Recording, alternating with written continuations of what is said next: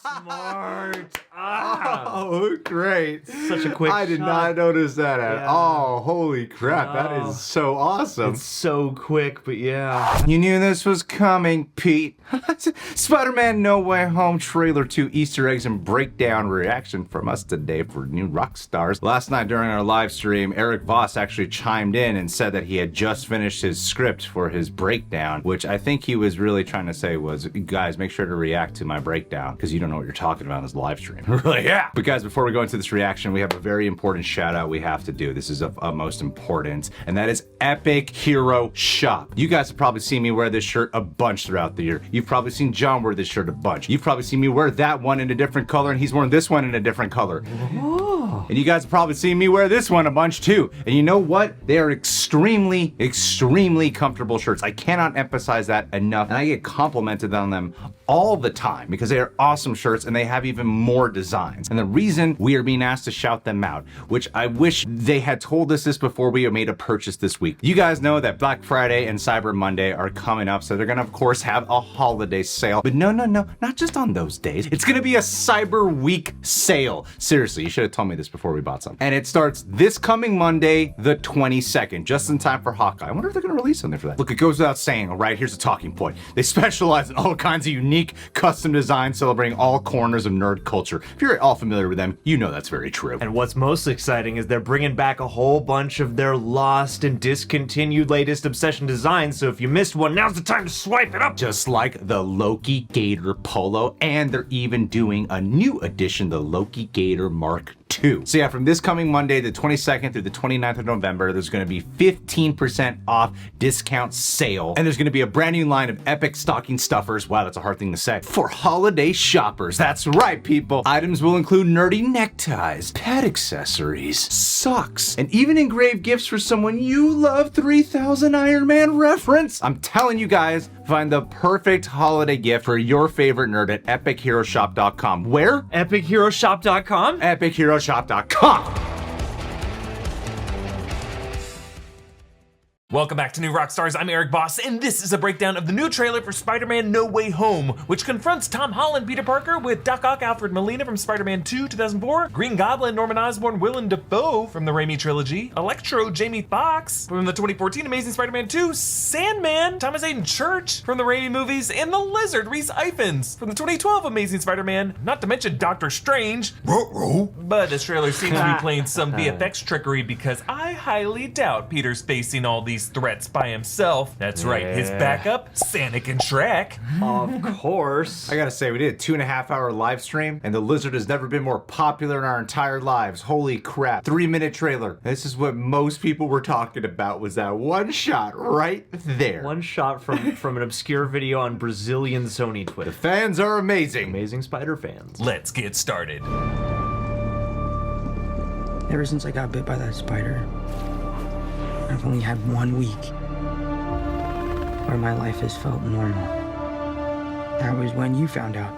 We open on sad Peter Parker, his face bruised and bleeding, tears and rain. Seems like the end of the movie, so who is Peter mourning? Who's gonna die? Well, the trailer suggests MJ, but it could just as easily be like Ned, Aunt May, Happy Hogan, Probably or all Shrek. of them. This could also be an ending where Peter, in order to save those he loves and those he doesn't want to harm, must exile himself to a reality in the multiverse where he is a stranger with No Way Home, where it rains a lot. Told Seattle. Peter tells MJ that the week between her finding out that he was Spider-Man and Far From Home, and Mysterio and J. Jonah Jameson outing him in the post-credit scene of that movie, was his one normal week ever since the spider bit him. Now, this is only the second time Peter has mentioned his spider bite, an origin we never actually saw in the MCU, just kind of glossed over in Homecoming. No Way Home could finally be the film the MCU flashes back to the exact circumstances of Peter's spider bite, especially if this movie does introduce him to the Tobey Maguire and Andrew Garfield versions of the character, whose bites and web-slinging abilities took alternate forms. Well, actually, I think that's what the purpose of that Spider-Man freshman year show is supposed to be, right? It was his first year Spider-Man. Spider-Man. That's right. So perhaps that'll actually show us in an animated format the way we wanted to really see it. Tom Holland's Spider-Man animated. We don't want to see it in live action. It's been done too many times. Yeah. And not enough times in television medium format. Peter and MJ swing past J. Jonah Jameson's Daily Bugle broadcast until it switches to his own face half-mast with Public Enemy number 1. Number 1? Does no one care that Nexus witches exist? Just go talk to those survivors in Westview, or to Mr. Dell. You know, being a man of science, witches. And in the shot, you can see how MJ's hair is blocking Peter's view, and that nearly causes him to smack right into that screen. And only when it clears does he finally whip to the side. That's a detail. You can see over to the side there, this is right next to the Roosevelt Island Tramway, the setting of Green Goblin's showdown with Tobey Maguire in the first rainy Spider-Man film. Let's move on. Nice. You botched that spell where you wanted everyone to forget the Peter Parker Spider-Man. We started getting some visitors.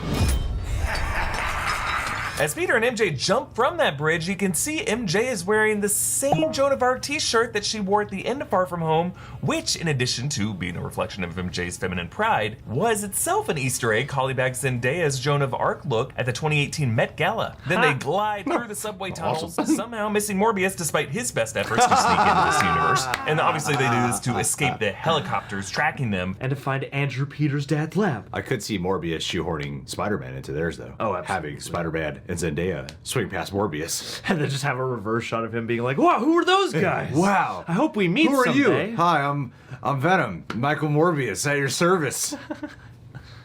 It's my Easter line. eggs. As they nearly run into a train for a brief second, the train screen flashes red, and the M train? That's right, Spider-Man narrowly avoided the Mephisto train. Run all you want, Spider-Man. We all float down here. R.I.P. your earbuds. The Oh, M Thomas. line actually runs through Queens, so this train is likely coming about from Queens, and Queens? Peter's just trying to get home. But there's no way home, thanks to Mephisto. Now, you'll notice Benedict Cumberbatch's audio sounds stitched together here. Oh, yeah. When you botched that spell where you wanted everyone to forget the Peter Parker Spider-Man. As many of his off-screen lines actually sound in this trailer. There are others out there. We need to send them back.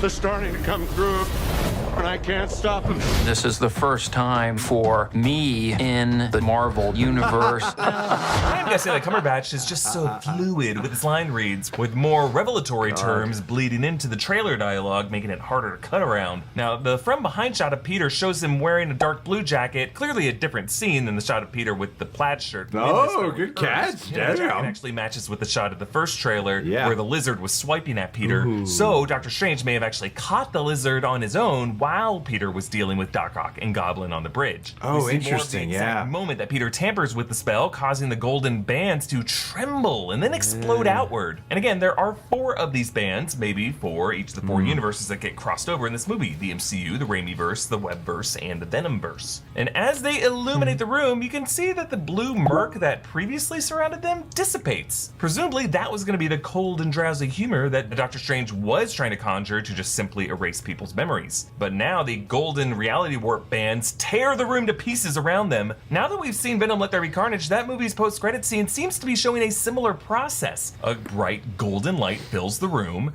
and then reality warps the room's decor. That could explain why we have all these random odds and ends in this dungeon later on. It's just a bunch of crap that got redecorated after the reality warped. I compared this imagery to Wanda Maximoff's reality warping in WandaVision, and I still believe Strange might be under Wanda's spell, which is clearly what WandaVision Really? was setting up, and could explain why Strange so willingly helps Peter warp reality. Because remember, Wanda is looking for a reality where her children could still be alive. That's actually one of the best there is I've ever heard. Especially when you're thinking about how every single time the Marvel movies always have 2 post-credit scenes, one that sets up the sequel for the title character, and another that sets up some other movie. And presumably this will be for Doctor Strange Multiverse of Madness. And then if they have some type of revelation of that caliber, that Wanda's controlling him, that would be a damn awesome reveal, man. That would be a great reveal, yeah. Strange is just himself, but a little sus until the very end when it's revealed, oh no, Wanda. Yeah. It was Wanda all along. Wanda all along.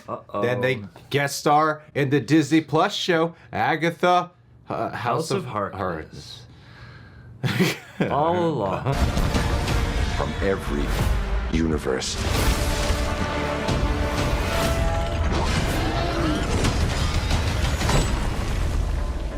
Hello, Peter. I love it. Green Goblin is here. He looms in through the smoke of his own pumpkin grenades, riding his glider. Meanwhile, Strange explains that these visitors are coming from every universe, meaning Doctor Strange might have been previously aware of alternate universes like the Raimiverse, which would give interesting meaning to the line he said to Tony Stark back in Infinity War.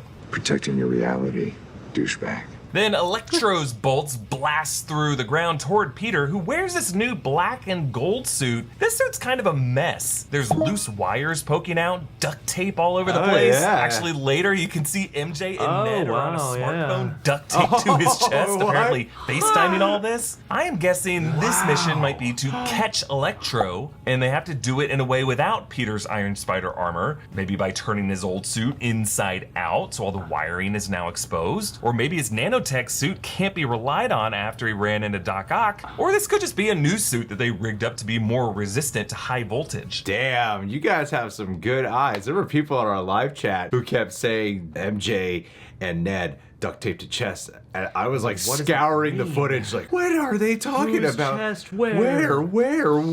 And it was right there the whole time. Oh, I love that attention to detail of we got to take on Electro. So I'm assuming he might have a fight with Electro earlier on where he probably gets messed up that we don't see at all in the trailers, and so then this suit has to come into play in order to take him down. Absolutely. But there could be a lot of fun in games that happens with it, like, oh, we need to do something new to take this dude down. Oh, yeah, dude. Doc Ock, or maybe not Doc Ock. Seems like he successfully managed to imprison him, but especially like characters like Electro. That's gonna be a lot of fun.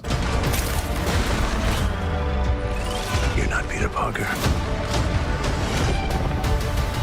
Ah, yes, license plates. So I pointed out in past videos how the cars on this bridge seems to have specific license plates that could be pointing to specific comic book issues. That's something John Spider-Man Watts. director John Watts actually does in all of his movies. Here, Doc Ock and Peter pass a plate reading JND79WN, which doesn't seem to directly translate to anything in particular, unless maybe you try to stretch J&D being for Jessica Drew, Spider-Woman, who did first appear in Marvel Comics in 1976. I'll take it, Eric. But later, here is a clearly overt one, ASM 8183. John Amazing Watts always Spider-Man. uses ASM to refer to Amazing Spider-Man, and then a specific comic book issue followed by the year. But this could be interpreted a couple different ways, actually. There was a Spectacular Spider-Man, not Amazing Spider-Man, issue 81 in Provides Cloak and 83, Dagger. which mixes up Spider-Man with Cloak and Dagger, Punisher, and a certain bald baddie who's gonna come stomping in the MCU soon. Shrek! I mean, Kingpin! Yes, I have Shrek theorized Pin. that Kingpin, Wilson Fisk, could be revealed in Hawkeye and could be the sixth villain of the Sinister Six in this movie. I don't think they're gonna put Kingpin in this movie. I just don't believe it. I think there's already too much going on right now. And usually Kingpin, he's someone who kind of hiring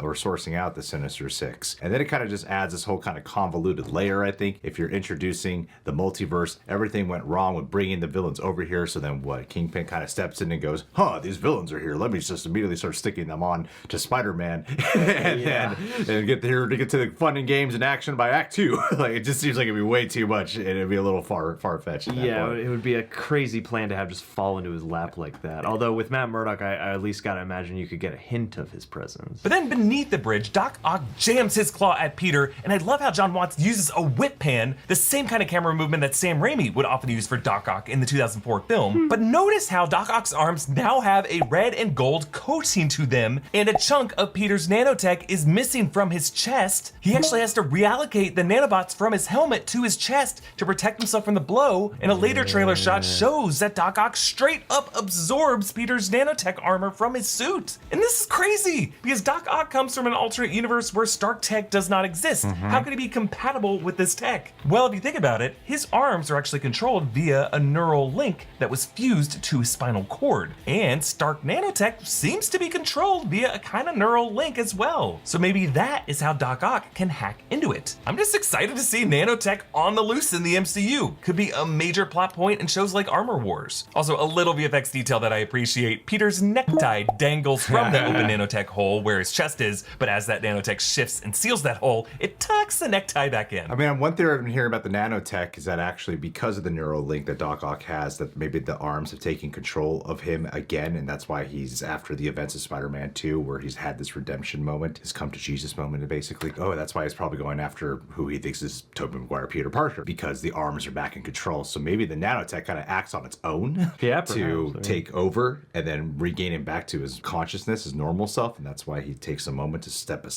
back and go, wait a minute, you're not. Yeah, it's like maybe it goes in and then it assesses his genes or whatever and is like, wait, something's wrong here. Something's like overridden your system. Let us fix this. Yeah. It gives him back his real personality. Which is amazing technology. It can do anything, that nanotech. Anything at all. Meanwhile, when Tom Holland's face is revealed, Doc Ock says, You're not Peter Parker. answering our questions from the first trailer as to why Doc Ock would see this version of Spider-Man and recognize him as Peter from his universe. It's just because Doc Ock saw someone, I guess, who looked like Spider-Man and assumed that would be Tobey's face underneath. But what I like about this line is it does confirm the existence of a Tobey Maguire Peter Parker somewhere in this merged Spider-Verse, and makes his cameo even more likely. Let's move on. Yes, it does. I'm sorry, what was your name again? Dr. Otto Octavius.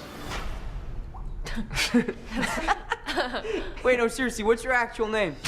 Sounds like the kids are okay boomering Doc Ock about his name. I like how Ned is holding a crossbow. Might have been something he picked up from Strange and Wong's artifacts that they used for things like vampire hunting, because we know a lot of these are coming in the MCU. Yep. Meanwhile, MJ's necklace, I love this detail. It's actually a broken piece of the Black Dahlia necklace that Peter bought no for her way. in Venice and later ended up broken when he gave it to her in that movie. She's so loyal, what a keeper. But I mean, it's MJ, she likes it better that it's broken. And then here we see how Doc Ock actually retains the red and gold nanobots from Peter's suit on his arms. He might have actually absorbed all of the nanobots for all we know. And then as Doc Ock turns his head, these claws, like snake heads, turn their heads too. We're not really sure how much these arms are listening to him or he's listening to them. I like to think they listen to me now.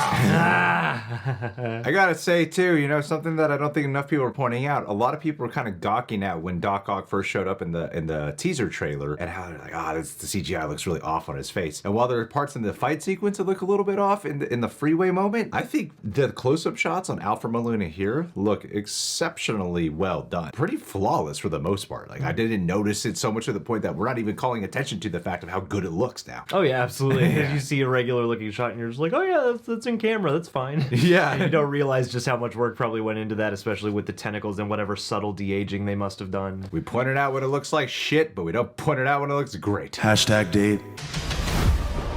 There are others out there. We need to send them back. So, Scooby-Doo this crap. You know, all this is kind of your mess. I know a couple of magic words myself, starting with the word please. Please, Scooby-Doo this crap. Okay, amazing set piece here. The freaking Statue of Liberty, keeping the tradition of landmark set pieces like the Washington Monument, the Venice Grand Canal, Tower Bridge in London, but now with huge cranes over it attaching a massive Captain America shield. You can see a banner hanging from the scaffolding reading Lady Liberty, the newest Avenger, and you can actually see those words on a bus stop ad for it later on. Now, we just saw Liberty Island used as an example of how the world has gone to crap during the blip with all the loose boats moored up to it, but now it seems as though the government is using Lady Liberty as a way of celebrating the Avengers' victory. For when Cap stood his ground facing the abyss and found backup from opening portals behind him, as we pray Peter Parker will receive some backup from other Peters in this scene. If you remember, this was kind of foreshadowed in Far From Home when Mysterio's illusion trapped Peter in a snow globe where the Statue of Liberty rose up beside him. And earlier, Peter stood among giant statues of his fallen Avenger heroes with him standing on a giant Captain America shield. Now, of course,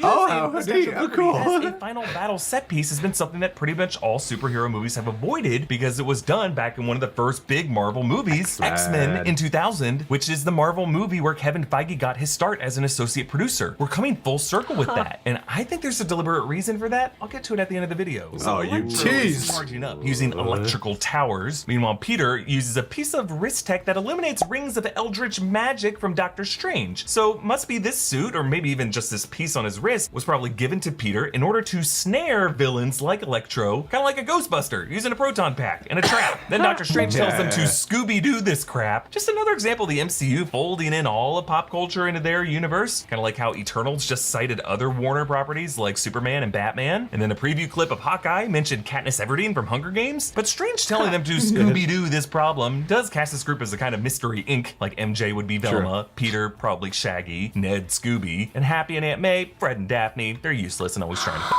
Why don't you mind your own business? business. But like in Scooby-Doo, the kids of this movie might end up unmasking the real villain behind it all, which according to Red Scooby-Doo lore herring. is more often than not the old man Jenkins, who hired them in the first place. So just add this to the list of reasons to be super suspicious of Doctor Strange in this movie. He may be the witch who would have gotten away with it if it weren't for that meddling Nedlin. Yeah, honestly, after watching this trailer, there were so many people who thought like Strange was acting weird from that first teaser trailer, but after watching this one, the footage here, everything that's presented, holds even more credence towards the fact that there's something up with Doctor Strange in this movie. There's something going on with him. Could he be under control? I don't think it's Mephisto. Maybe perhaps Eric is right about the Wanda theory, or maybe they're just at odds, you know, philosophical odds, because clearly, as demonstrated in the trailer, Peter views the situation with the villains in the multiverse being one way, and Strange views it in a completely other context. Maybe ends up conjuring up a good conversation or like a debate for the audience. Who's right in this situation? And maybe it lends itself to a learning lesson. Who knows? But there is something up with him. Yeah.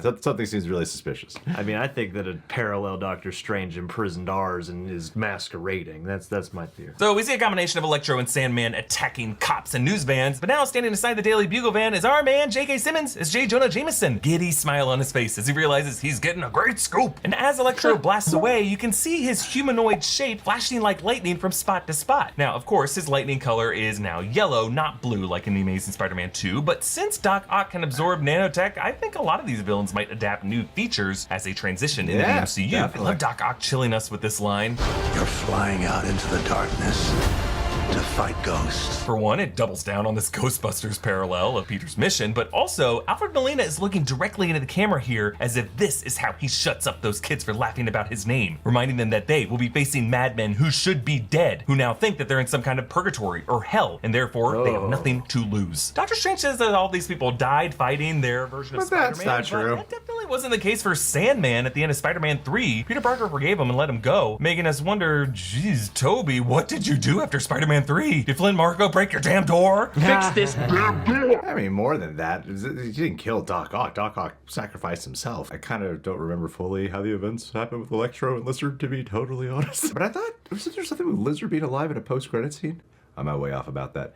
Either way, the most direct one, in my opinion, out of the ones returning is Green Goblin. Yeah. I mean, because that's the most personal. That's the Yeah. most like, yeah, he's definitely dead after this. They have a whole like father-son archetypal send-off with that. And then the rest of them are just, you know, kind of varying circumstances. Then Peter leaps after a pumpkin grenade as it explodes in front of him. This actually looks like the lobby of that same building, the one with the police cars outside, the same one we later see Electro and Sandman outside of, in the lobby that Aunt May seems to be charging through. I also think, based off of the SWAT swarming around it, that is where Happy Hogan is. So, between Happy and May, that's two very worrisome options for who this pumpkin grenade may be targeting. But Peter does seem to be wearing a new incarnation of his Iron Spider nanotech that probably protects him from this explosion. You can see that gold emblem stretching across his shoulders. Yeah. That's completely new. The guy's got a million suits in this franchise. And in that shot, he appears to be talking to Aunt May after the explosion. So I'm thinking she'll be okay. Happy though? I don't know. But an explosion does destroy the entrance, emitting a green fire, which actually continues to burn green on that piece in the lower right. So I'm wondering if this could be part of Goblin's weaponry. And then on the right is a Feast truck. Feast is Peter Parker's homeless outreach organization, and it has a big hole torn out of the side of the truck, like someone might have used this truck as perhaps a Trojan horse that they burst out of in the attack. Okay, so that could be Feast. But why would they need to get into Feast? We don't know what's located there. Maybe some multiversal crap. Or maybe it's the MCU's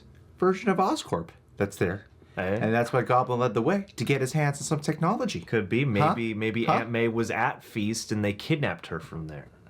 Why?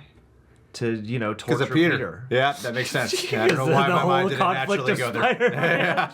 How to snatch up one of his loved ones to get him up against the That makes a lot ropes. of sense, yes. Or maybe they're just hungry. So deciding that he does not want to send these villains to their certain deaths, either realizing that if he's worthy of redemption, so must they be, or after Mysterio, he doesn't want any villain blood on his hands, Peter thwips and snatches that green cube artifact as it levitates between Strange's hands. I'm assuming this is some kind of Pokeball pocket prison that Doctor Strange is either storing the villains inside of, or some kind of mechanism that allows him to return them to sender. I love this. Peter is strung between two portals. Strange must have tricked Peter by opening one portal in the direction he was already thwipping, and then another one immediately behind him, so that Peter ended up thwipping his own foot. Genius. Oh, great. Such a quick I did shot. not notice that at Yeah. all. Holy crap, that Oh. is so awesome. It's so quick, but yeah, how smart. Oh, he's literally whipping himself. That is genius. So short, but that's a cool sequence, man. Gotta admire the creativity of that. But in this shot I mentioned before, Aunt May looks super emotional, and she's carrying some device. Looks metallic, cylindrical, and glowing green a bit. Could this be Cell some phone? form of Goblin's tech? Then Doc Ock tries to crush Peter's head, which then leads to the nanobot spreading across his mechanical arms. This actually might have been a defense mechanism by the nanobots to keep the claws from crushing the helmet, but then those bots fused with Otto's neural link, allowing him to inherit them. On to the next clip. You're not gonna take this away from me. Peter, you're struggling to have everything you want while the world tries to make you choose. So Peter swings through the scaffolding at the base of the Statue of Liberty, but you'll notice the statue is bronze colored, not the green color we know today. And that's because when the statue was originally assembled in France in the 1880s, its copper plating made it a dull brown color. And then over the next 30 years, it oxidized green, the color we now know it as. Oh, so interesting. maybe this statue is actually restored as part of its newest Avenger redo. Actually, in shots of Peter perched on the crown, you can see streaks of green in those spikes That as if this patina. oxidation was being scrubbed off. Then we get our first clear look fascinating. at Jamie Foxx as Electro. He wears this chunky gear that seems to help conduct the electric current, and it all seems to be stemming from a chest component that almost looks like an arc reactor, like a spare one from Stark's tech. Just be another piece of Stark tech that one of these Spidey villains could hijack and repurpose. He does seem to fire a powerful blast that seems like it's a mixture of repulsor blasts. And then I love this, as the electricity courses over his head, it makes the yellow starburst shape of Electro's classic spark mast from the comics. Actually, if it is Stark Tech, which I'm not a big fan of, but the idea of it being that, if it is Stark Tech, maybe they're breaking into a building that's housing some of that. Oh yeah, that has like a stockpile or something like that, and maybe Norman Osborn, knowing, you know, being a tech and biology giant anyway, could reverse or, you know, re-engineer some of Yeah. that stuff for all of them. And it's all happening at Feast Homeless Center. They'll never suspect us here. I mean, there's something here that Eric didn't actually point out that we noticed. We were going frame by frame with this in the live stream yesterday, because he's usually yellow here, but then there's this moment in the trailer where he's actually like kind of translucent here with the electricity. He's just this outline of sparks and lightning. Yeah. And then he goes from blue into the yellow form. So this could be the first, maybe it is like the Stark Tech thing that the arc reactor that he puts in here that allows for this fusion to happen, to also give him a nice looking haircut and make him look buff instead of how Max looked in Amazing Spider-Man 2. Every arc reactor comes with Tony's attitude to give you a makeover. Because this looks like it could be from the Statue of Liberty fight, sure, but I do find this interesting how the way he's responding to it seems like this is the first time he's ever using this when you look at his body and arms, because yeah, you see him go from like translucent blue, like he's pretty much invisible, to flat out blue, to now all yellow. I don't know what that means. I was hoping you would explain it, to be totally honest. Then we get a nice close-up of Green Goblin on his glider, as well as a quick flash of a Goblin without his helmet, wearing flight goggles. I'm just thinking this is a blurry Willem Dafoe face, because if alternate Goblins or Hobgoblin was in this movie, I don't think they would reveal James Franco or Dane DeHaan Goblin in a shot like this. But you'll notice he drops in with a swarm of razor bats. You remember those nasty things from the first Raimi film. And then a DODC SWAT unit swarms in on the building, Department of Damage Control. These are the authorities who arrested and interrogate Peter, and they seem to here be in the apparent aftermath of that green explosion. And then a juiced up version of Doctor Strange's spell blasts out from Liberty Island, expanding far into the sky. Maybe that cube broke open, causing the barriers between realities to open even wider. More thoughts on this in a bit, but on to the next clip. This is all my fault. I can't save everyone.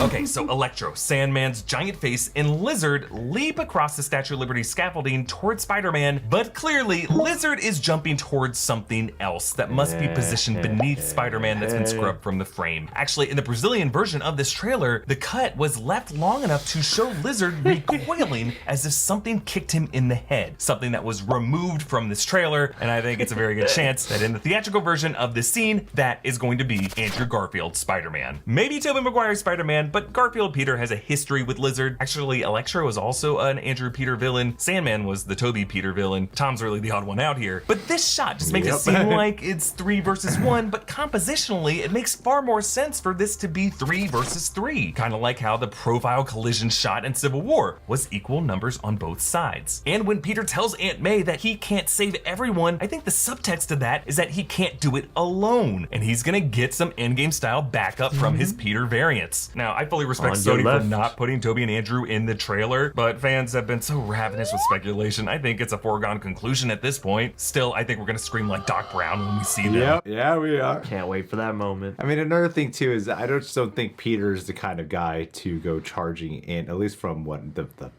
Peter Parker that I've come to know over the years. He wouldn't go charging in at 3 villains like that, especially in that fashion. He would be smarter, more strategic about it, you know. That's what usually leads him to getting his ass kicked and then having to rethink his plan. Yeah, just jumping at all 3 of them seems like a great way to get yourself smashed. Yeah. So the giant Captain America shield crashes through the scaffolding, causing Ned and MJ to lose their balance, and MJ falls in slow motion with framing pretty similar to Gwen Stacy's fall in The Amazing Spider-Man 2. Peter dives after her, reaching out his hand. Is he gonna catch her? While many are asking whose hand this actually is, it's definitely Tom Holland, Peter Parker's hand, based on the glove design and the new suit he is wearing in the sequence. But the parallels to Andrew Garfield, Peter Parker, and Gwen Stacy's death are pretty strong enough here that it would not surprise me if Sony pulls another VFX switcheroo and replaces Tom's hand with the life-saving grasp of Shrek. I'm kidding. Andrew Garfield, who would refuse to let another Peter Parker love interest die the same way his Gwen Stacy did. And you'll notice that the 2 hands here are framed perfectly with One World Trade Center in the background, just as this building does, looming over Gwen Stacy's funeral in the 2014 film. Neato. See, my thoughts on this, because the popular theory is that Andrew Garfield would swoop in, save her, and get redemption for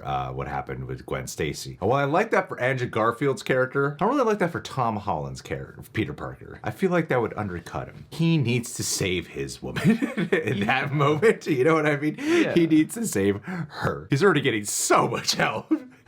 Let him save this romantic interest, please. Yeah, and with a movie that's already throwing a bunch of themes at you about how it's going to be so hard for you to try and balance both sides of your life, and all this stuff that you do as Spider-Man is going to negatively impact the people you love, like, it would undercut that message for him to not have it be him to save her. Yeah, you get it, Johnny. But Eric, you didn't point out the thing that everyone was been pointing out here. What? The second most talked about thing on our live stream. Right here at this moment. This is the part that looks like it should be a Spider-Man or an Andrew Garfield arm on pole being CGI'd out not well. Is what it looks like. Arm blown off. I don't know what this would be, and maybe I'm wrong, but I'd like you to acknowledge what this might be, Mr. Voss. What's your theory, Voss? Because I think it's failed CGI out of Spider-Man. That's what it looks like to me. I think it's somebody losing their job at the trailer company. Yeah. So it looks as though that spell that blasted outward from the Statue of Liberty has left this crack in the sky, like the cracks in space formed when the multiverse shattered in Loki, or the shattering of reality walls in What If. Now, these cracks were once orange, like the golden bands of Doctor Strange's spell, but now a purple glow has overtaken the orange color as this glows in from what lays beyond. Purple has tended to be the color of dark magic in the MCU, the color of Dormammu in the Dark Dimension, the color of Agatha Harkness's dark magic. But the question is, the color of Thanos has started to come in through these cracks that Doctor Strange cannot keep out. Well, interdimensional threats like Dormammu or Shuma-Gorath or demons from the What If episode 4 always seem to be a threat to Doctor Strange. Maybe we're looking at a symbiote hive or Kang variants. I don't think it has to be one big threat, but like the Sinister Six spawning throughout the MCU, any number of out-of-place outsiders suddenly appearing from different universes. And I think it is interesting that they chose the Statue of Liberty as the focal point of all of this. The gateway to a new world for the tired, the poor, the huddled masses yearning to breathe free. A symbol chosen specifically for that that X-Men final battle for that reason, as part of Magneto's plan to transform World Oh, Elite shit. into Are you going where I think huddled you're going? mutants from a shining beacon in Lady Liberty's torch. No Way Home is clearly a prelude to Doctor Strange in the Multiverse of Madness, which I'm pretty sure is gonna be the MCU's version of the Scarlet Witch House of M storyline, which is the nexus point of mutant existence in the multiverse. Yes. If we are seeing the moment that break in reality occurs, and if Doctor Strange has any link whatsoever to the Scarlet Witch, which we know from WandaVision that he does, then Kevin Feige might have chosen the Statue of Liberty specifically for that parallel symbolism as the place that he, when he got his start as the young associate producer on that X-Men 2000 film, personally That would be shepherded Marvel dope. That would be superheroes to take dope. a huge leap forward on the big screen, and he could be now bringing it full circle as the place mutant kind arrives on the shores of the MCU. Wow. So what's he saying will arrive? I guess mutants. Or the concept of the X gene. I love the idea of this is the start of it. Like, this is the catalyst that would lead into all the crazy plot that happens in Multiverse of Madness itself. Like, this is the prelude to it. That sounds great. Because all of us were thinking that they're probably hinting at Tobey and Andrew. And it sounds like from trailer editing that he's still on the villain side. Because I was thinking that maybe Doctor Strange is, if he is possessed by Wanda, the way you're talking about it, maybe if he is possessed by Wanda, he's still on the villain side and he's trying to prevent Tobey and Andrew from breaking through. I don't know. I mean, for me, it seems like But I think he for could it to kick just. Tobey and Andrew's ass. So is he really there? Well, that's what I wonder, because for me, it would be kind of funny if it was just they're coming through, just these two Spider-Men, and I can't keep these two Spider-Men. I feel like it has to be. You see these giant cracks. There's probably a lot of different things that could include the other Spider-Men. Although if you're at this point in the movie, I feel like they might have already had to be here. So for me, it's more like just everyone from every other universe, kind of like he alludes to from before. True. You know, and maybe that includes some mutants, but it seems like it would be hard to be like, hey, look, mutants exist in the MCU all because of this. You know? I don't think they're gonna go that far. No. But it could be the seed for it. All right, guys. Yeah, subscribe to new Rockstars, man. Always killing the game. Check out EpicHeroShop.com today. So much Spider-Man to talk about until its release date. Thanks so much for being here. We'll catch you guys soon.